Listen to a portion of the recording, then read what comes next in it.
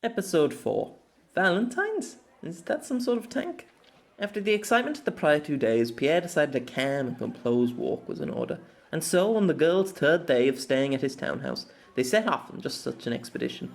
For his part, Pierre donned a heavy trench coat with the collars turned up, a pair of sunglasses on his face, and a wide-brimmed hat atop his head, all in a probably vain attempt to keep his identity secret from the public.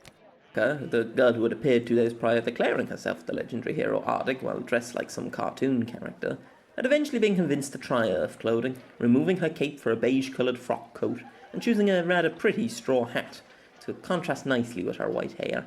They made their way through the quieter parts of London, as quiet as one can hope to find in a city of 9 million, stopping at a deli to buy a hot breakfast, which Marco predictably asked all sorts of questions on, before making their way to a relatively secluded park.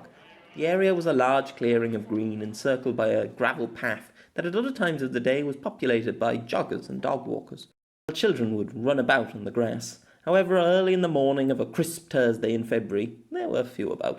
A few branches dotted the place, along with a black and grey fish and chip van. The place smelled only slightly cleaner than the rest of the city, with the whitewashed buildings and skyscrapers of London not far off in the distance. A flock of ducks made their way noisily up a nearby stream, and the white fluffy clouds of the chilly day passed by peacefully above.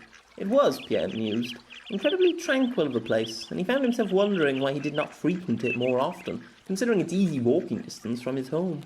Maka too seemed to be enjoying herself as they walked along the gravel path, looking out at the scenery, her cheeks taking on a faint rosiness from the cold air brushing against her face.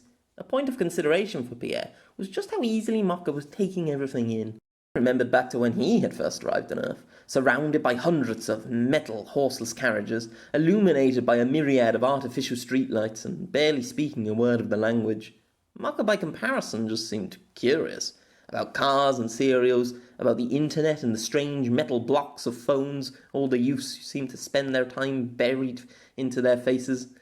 And, while all, mysteriously speaking, perfect English from the very moment she'd arrived. Indeed, Maka asked a great many questions, including ones that Pierre would have liked the answers to himself. "My good man, tell me, they have coffee here, tea too. Further, although they go by different names, many products here are made by the same crops as those of our homeland. Maize, barley, wheat. Do you not find that strange?" Pierre grunted. He had been expecting this question sooner or later. I'm afraid I don't have the answers to that one, he sighed. Maka elbowed him gently in the ribs. Well, of course not. You are a storyteller, not a researcher. But surely the scientists who employed you to write your book on the so-called undercurrent have investigated these oddities, these similarities between Earth and our homeworld. I'm afraid not. See, the machine they use to see your world translates things into what humans can understand, like the language. They believe everything is just translations. They don't even realize that people on Balya drink something called tea. They think it's just another drink that's brewed or something similar. In fact, the researchers aren't even sure the people of the undercurrent are human. Maka frowned in response to this. I dare say, Pierre, we are both quite as human as anyone else I have seen here. Further, are we not speaking the same language? Pierre chose against probing Maka on the fact that they were speaking English, deciding it too much of a headache to follow up in that moment. Yes, we are human, but they don't know that for sure. Like how they don't know you had tea and coffee back in Balya. But why haven't you told them, silly? It could be key to getting us back home. Maka laughed, as though stating the blindingly obvious. Pierre frowned. Oh yes, me, the guy writing the archive of the experiments. I'll just walk in and say, by the way, I'm actually from Balya myself, and we're not three-eyed green bug monsters, thank you very much, shall I? At best, they'd think it a publicity stunt. At worst, they'd send me to a psychiatrist. Marcus seemed to accept this answer as absent-mindedly they rounded the corner of the gravel path, nearly back to where they had started. The previous conversation being at something of a cul-de-sac, Maka decided to try a new angle. I was pursuing the internet last evening. You were doing what? The internet, Pierre. You know, the flashy plastic screen strewn throughout your homestead. That is the most dangerous place to be, woman. Maka grinned deviously at this, leaning in close to Pierre. Oh, yes. Is it now? And why ever is that? Pierre receded back, trying to avert his gaze. She was close enough now for him to hear her breathing and see the faint clouds of breath against the cold morning air. Because you might come across information, yes, on yourself, things that haven't happened to you, but were in my book, and that might affect the space-time continuum, butterfly effect, and all that. You what? Mocha giggled, ignoring Pierre's gibberish. Enough prattle, man. I have a question. There was one of those autonomous herald peddling wares online for something called Valentine. What is a Valentine? It was Pierre's turn to grin mischievously. Why, a Valentine is a tank, a sort of mechanical battle carriage adorned with weaponry. They were used during a conflict in this world called the Second World War. More than 8,000 were made, you know, most concentratedly deployed in the North African campaign. Though amazingly, they were still seeing some use up until the Cyprus conflict in 1963. That's during what this world calls the 20th century.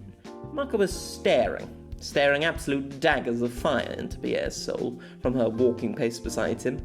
He thought for a passing moment she might even draw her sword on him again, and was relieved to remember he had begrudgingly made her leave it behind. You jest, do you not, Mr. Havlik? Mocha said, still glaring. Pierre threw up his hands in defeat. All right. Though it isn't a lie. There really is a tank called... Get to the point already, man! Pierre relented and explained the basic outline of the holiday called Valentine's Day, and its general history as he understood it. You know, it's actually a little ironic. In the modern day undercurrent, a feast day in honour of you, St. Arding's Day, is something of a hybrid cross between Earth's Christmas and Valentine's, depending on the countries you visit. Did you just say you, Pierre? Yes? Mocha cooed. Pierre looked away, quickly realising the verbal misstep. Did I? Well, you know what I mean. Not you exactly, like a royal you. Mocha frowned, mumbling under her breath. So you would still deny my identity? Before perking up again. As, of course, you will be my Valentine for this occasion, yes? Pierre flushed bright red, nearly falling as he tripped over his own feet. Mocha half grabbing his shoulder to keep him upright. You! Of course not! Valentine's, it's for children, not adults! Mocha grinned broadly at this reaction before covering it with a playful, pouting expression. For children, eh? We shall see, Pierre Havelock, if I cannot tempt you yet. Pierre nearly fainted on the spot.